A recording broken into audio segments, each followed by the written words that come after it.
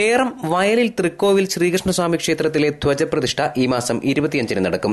ആറന്മുളയിലെ ഗരുഡൻ തോണിയുടെ മാതൃകയിൽ നിർമ്മിച്ച എണ്ണത്തോണിയിൽ നിക്ഷേപിച്ചിരുന്ന കൊടിമര നിർമ്മാണത്തിനുള്ള തേക്കുമരം തോണിക്ക് പുറത്തെടുത്ത് വിശേഷാൽ പൂജകൾക്ക് ശേഷം നിർമ്മാണ പ്രവർത്തനങ്ങൾ ആരംഭിച്ചിരിക്കുകയാണ്.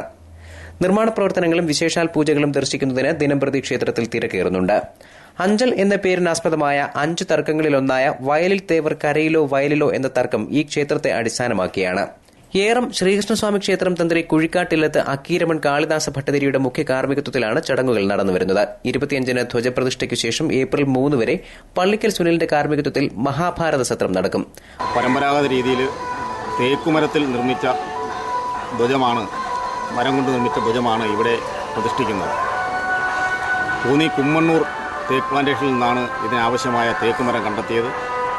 പരമ്പരാഗത രീതിയിൽ ഭൂമിയിൽ സ്പർശിക്കാതെ വിവിധ പൂജകൾ ചെയ്ത് മരം മുറിച്ചെടുത്ത് ഇവിടെ തൈലാദിവാസത്തിൽ തിരുവാറന്മുളയിലെ ഗരുഡൻ തോണിയുടെ അതേ മാതൃകയിൽ നിർമ്മിച്ച തോണിയിൽ 3250ഓളം ഇടങ്ങഴി എള്ളെണ്ണയിൽ ഈ തോണി തൈലാദിവാസത്തിൽ വച്ചിരിക്കുകയായിരുന്നു.